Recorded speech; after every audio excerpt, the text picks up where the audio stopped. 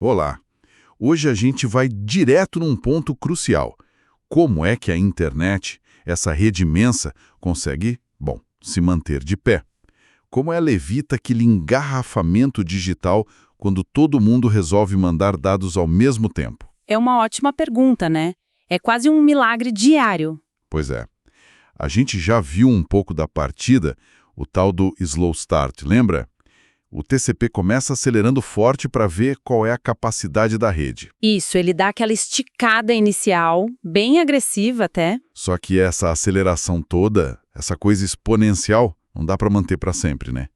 Senão, o próprio TCP ia virar o problema, ia congestionar tudo. Exatamente. Ele mesmo causaria o caos que a gente quer evitar. É aí que entra o nosso foco de hoje, o mecanismo de Congestion Avoidance, a prevenção de congestionamento.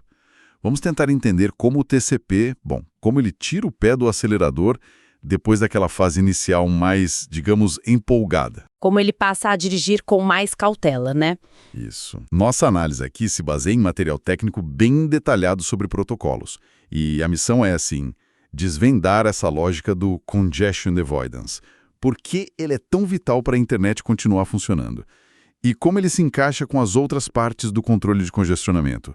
Vamos mergulhar nisso. Perfeito. É um mecanismo essencial mesmo. O slow start é ótimo para achar a capacidade rápido, mas ele precisa de um jeito de saber a hora de parar de acelerar tão forte. Certo. Então tá lá o slow start dobrando a janela de envio, a CWN, a cada RTT. O que exatamente faz ele parar? Imagino que não seja só um interruptor. Não é um interruptor. É mais como um sinalizador da própria rede. Basicamente, tem dois gatilhos principais para essa transição. Ok. E quais são? O primeiro é quando a CWTT atinge um valor que foi pré-definido, um limite chamado SS Thresh, que é o Slow Start Threshold. Pensa nele como a última velocidade que o TCP considerou segura para aquela conexão naquele momento. É tipo um sinal amarelo, sabe? Opa, vai com calma a partir daqui. Entendi. Um limite de segurança estimado. E o segundo gatilho? O segundo, e talvez o mais crítico, é quando se detecta uma perda de pacote. Isso é o grande alerta vermelho. Pode ser por um estouro de temporizador, o famoso timeout, ou quando o remetente começa a receber aqueles ACKs duplicados. Ah, a perda de pacote. O sinal clássico de que a rede está começando a ficar cheia demais, né? Exato. Seja o timeout, que indica que um pacote ou seu ACK se perdeu feio, ou os ACKs duplicados, que sugerem que um pacote específico ficou para trás. Ambos são interpretados pelo TCP como, atenção, congestionamento à vista. Entendi. Então, ou ele bate nesse teto de segurança, o thresh, ou ele percebe que pacotes estão sumindo no caminho. E aí a estratégia muda. O TCP percebe que continuar dobrando a janela seria arriscado demais. Essa mudança é fundamental. É para evitar o colapso da rede mesmo. Ao detectar um desses gatilhos, ele sai do modo exponencial agressivo do slow start. E o que vem depois? Ele congela a janela onde parou. Ou ele adota um jeito novo de crescer. Ele adota um jeito novo, sim. Bem mais conservador. Ele entra na fase de Congestion Avoidance. Aí a filosofia muda totalmente. Ao invés de dobrar a CWND a cada RTT, que era o ritmo do slow start, isso, agora o crescimento vira linear, aditivo, muito, muito mais cauteloso. Linear? Como assim? A ideia passa a ser continuar sondando a rede, sabe? Ver se ainda tem um espacinho a mais de capacidade, mas fazer isso de uma forma bem mais suave. O objetivo é operar perto do limite que ele percebeu da rede, mas sem empurrar demais, sem causar o congestionamento que ele está justamente tentando evitar. É como, dando toquinhos no acelerador em vez de pisar fundo. Exato. É uma ótima analogia. Ajustes finos, digamos assim. E essa abordagem mais gentil, esse crescimento linear, como funciona na prática? Ele adiciona quanto à janela? É um valor fixo? Olha, a abordagem mais clássica, que está muito ligada àquele princípio famoso, o AMID. AMID.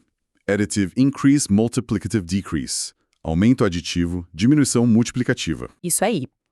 O AMD dita uma regra bem clara para essa fase.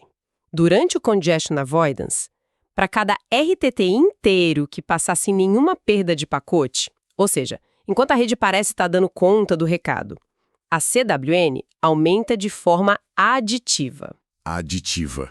Mas quanto? Normalmente, o aumento é de apenas 1 MSS por RTT. 1 MSS, o Maximum Segment Size. Exato. Aquele tamanho máximo de dados úteis que cabe num segmento TCP. Geralmente algo em torno de 1.460 bytes, né? Peraí, aqui fica interessante de verdade. Então, mesmo que a rede pareça estar perfeita naquele RTT, sem nenhuma perda, o TCP só se permite crescer um tiquinho. Só 1 MSS a mais por RTT inteiro. É bem defensivo isso, né? É defensivo, mas é proativo também, né? Ele não para de crescer, ele só cresce bem devagar. Se você comparar com o Slow Start, onde a janela podia pular de 4 para 8, 16, 32 MSS em pouquíssimos RTTs, aumentar só 1 MS por RTT é drasticamente mais lento. É segurança falando mais alto quando se suspeita que está perto do limite. Faz sentido, para não passar do ponto rápido demais. Exatamente. Mas aí entra a outra metade do AMD, o MD, a diminuição multiplicativa. Essa parte é talvez até mais importante. Ela entra em jogo quando a coisa aperta, quando a perda é detectada. Certo. A perda de pacote e o sinal de alerta. Como ele detecta e qual é a reação, segundo o AMD? A detecção, como a gente falou, tem duas caras principais. A primeira, e a mais, digamos, séria, é o timeout. O pacote foi, mas o ACK não voltou no tempo esperado, o RTO. A principal suspeita, congestionamento pesado, talvez um roteador descartou o pacote. Ok, o timeout é o cenário mais grave. E a segunda forma é pelos reconhecimentos duplicados, os duplicate ACs. Quando o remetente recebe 3 ou mais ACKs iguais para o mesmo pacote, é um sinal forte. Indica que o pacote seguinte provavelmente se perdeu, mas pacotes depois desse perdido conseguiram chegar. O receptor fica repetindo o ACK do último que ele recebeu em ordem. Entendi.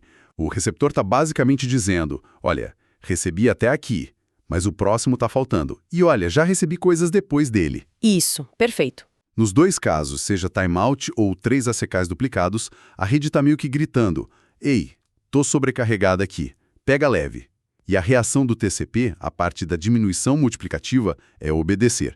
É reduzir drasticamente a taxa de envio para aliviar a pressão nos roteadores. E quão drástica é essa redução? Ele pisa no frio com tudo mesmo. Especialmente no caso do timeout, a resposta tradicional é bem agressiva, sim. O TCP costuma cortar a CWD lá para baixo, frequentemente para apenas 1 MSS. Um MSS de novo, volta quase para o começo. Quase isso. E não é só isso, ele também ajusta o STSRH. Geralmente, ele define o novo STSRH como metade do valor que a CWD tinha no momento em que a perda aconteceu. Isso é SHASI. Ele aprende com o evento, ajustando o ponto onde ele vai sair do slow start da próxima vez. E, crucialmente, depois de um timeout, o TCP normalmente volta para a fase de slow start, recomeçando a sondagem a partir daquele 1 MSS. Peraí, voltar para 1 MSS e recomeçar o slow start toda vez que dá um timeout? Isso não é, sei lá, um pouco de exagero? Às vezes a rede só deu uma engasgada rápida, não foi um colapso total. Jogar a velocidade lá para baixo sempre não pode prejudicar demais o desempenho, especialmente em conexões mais longas? Essa é uma crítica super válida e um ponto que levou a muitas evoluções no TCP ao longo do tempo. A resposta clássica ao timeout é de fato muito conservadora. Ela coloca a segurança da rede acima da performance daquela conexão específica. A lógica é que um timeout é um sinal mais forte de problema do que só uns ACKs duplicados. Pode indicar perdas múltiplas ou um atraso muito grande. Mas sim, você tem razão, essa reação forte pode subutilizar a rede se o timeout foi só um evento isolado. E no caso dos ACKs duplicados, a reação é a mesma, paulada.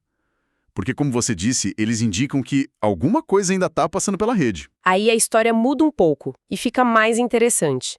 Se a perda é detectada por 3 ACKs duplicados, a situação é diferente. Sugere que, ok, um pacote se perdeu, mas a conexão em si ainda está funcionando, pacotes posteriores chegaram. Voltar para 1 MSS e para o slow start parece, desnecessariamente punitivo nesse cenário, né? Exato. Parece que daria para ser um pouco menos radical. E é justamente isso que acontece. Essa situação perda indicada por ACKs duplicados ativa outros mecanismos, o Fast Retransmit e o Fast Recovery.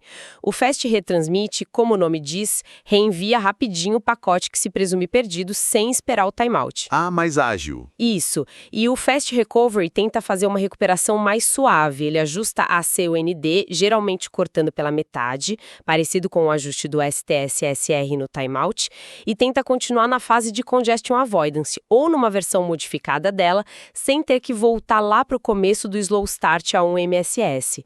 A ideia é se recuperar daquela perda pontual mais rápido e sem derrubar tanto a taxa de transferência. Ah, interessante. Então ele tem essa válvula de escape para perdas menos graves. Exatamente. Mas os detalhes de como o Fast Recovery gerencia a janela durante essa recuperação, bom, isso já é assunto para nossa próxima conversa detalhada. Fica a ponte aí. Entendido. Então, o Fast Recovery é essa otimização para perdas via ACKs duplicados. Faz todo sentido. Mas voltando para o Congestion Avoidance e o AMD, por que essa dança toda? Aumentar devagar, cortar rápido. Qual o grande propósito disso tudo? Fundamentalmente, são duas coisas: estabilidade da rede e justeza entre as conexões. Sem mecanismos como o Congestion Avoidance, a internet como a gente conhece hoje provavelmente não existiria ou seria muito pior. Imagina só, sem controle nenhum, vários computadores mandando dados no máximo que conseguem. Os roteadores no meio do caminho iam ficar entupidos rapidinho. Os buffers iam transbordar. Exato. E aí eles começariam a jogar pacotes fora, a descartar um monte.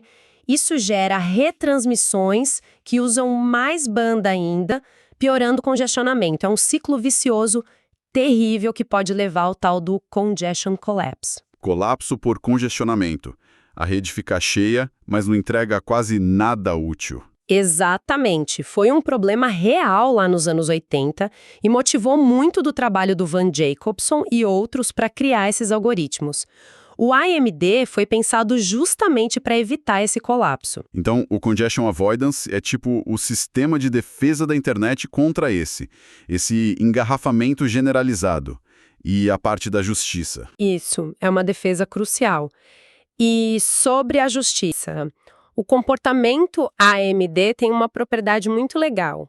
Quando várias conexões TCP dividem o mesmo gargalo na rede, tipo um link que está congestionado, essa dinâmica de aumentar devagar e diminuir rápido tende a fazer com que elas meio que dividam a capacidade disponível de forma razoavelmente equilibrada. Como assim? Nenhuma conexão consegue dominar a banda por muito tempo, porque assim que uma começa a exagerar e causar perda, congestionamento, a taxa dela é cortada drasticamente, diminuição multiplicativa, abrindo espaço para as outras. Enquanto isso, as conexões que não estão causando perda vão aumentando suas taxas devagarinho, aumento aditivo. Esse balanço ajuda a compartilhar o recurso limitado de um jeito mais justo, né? Ah, como naquela figura do material que mostra as taxas subindo e descendo, mas meio que convergindo para uma linha de uso justo da capacidade total. Essa mesma. O Congestion Avoidance busca esse equilíbrio dinâmico o tempo todo. Ele quer ser eficiente, usar a banda que tem, mas também quer ser estável, não quebrar a rede e ser justo, permitindo que muitas conexões convivam naquele espaço. É um mecanismo cooperativo, no fundo. Essencial para a experiência online não virar um caos completo. Então, downloads que não travam, vídeos que rodam. Exato. Sem ele, seria bem pior. Pense nisso. Certo. Acho que a importância ficou bem clara. Recapitulando rapidinho, depois daquela aceleração inicial do slow start, o TCP muda a chave e entra no Congestion Avoidance. Isso. E aí, o lema vira o AMD. Aumento aditivo, mais um MSS por RTT, se tudo estiver bem, e diminuição multiplicativa, um corte forte na CWND, ajuste do STSH, e aí ou volta para o slow start, no caso de timeout, ou entra no fast recovery, no caso de ACKs duplicados, quando detecta a perda. E a essência final disso tudo é Que o Congestion Avoidance é a estratégia do TCP para andar na corda bamba.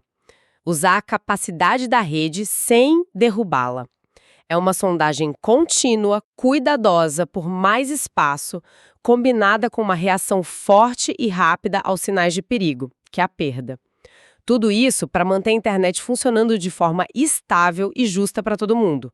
É um dos pilares invisíveis do nosso dia a dia online. Muito bom. Mas fiquei pensando aqui. Essa lógica toda parte do princípio que perda de pacote significa congestionamento. Só que, e as redes onde a perda pode acontecer por outros motivos? Tipo, interferência numa rede Wi-Fi ou um erro de bit num cabo muito longo. O TCP padrão não sabe diferenciar isso, né? Ele só vê a perda e pisa no freio. Exato. Isso não pode acabar deixando a performance bem ruim nesses cenários, sem necessidade? Como o TCP lida ou poderia lidar com perdas que não são de congestionamento? Fica aí a reflexão. É uma excelente provocação e é um dos grandes desafios para o TCP em redes diferentes das cabeadas tradicionais, como sem fio, satélite. Diferenciar a causa da perda é bem complicado para o remetente, que só tem os sintomas, né? A falta do ACK ou os ACKs duplicados. Existem sim extensões e variações do TCP que tentam adivinhar a causa da perda ou usar outros sinais além da perda para ajustar a taxa. Mas o TCP mais baunilha, digamos assim, realmente sofre nesses ambientes. E claro, fica a ponte que a gente construiu. Como exatamente o Fast Recovery usa aqueles ACKs duplicados para tentar uma recuperação mais esperta, sem voltar lá para o Slow Start? Isso a gente explora na próxima. Perfeito. Com essa deixa, então, a gente fecha essa nossa exploração do TCP, Congestion Avoidance. Valeu pela companhia nessa jornada técnica.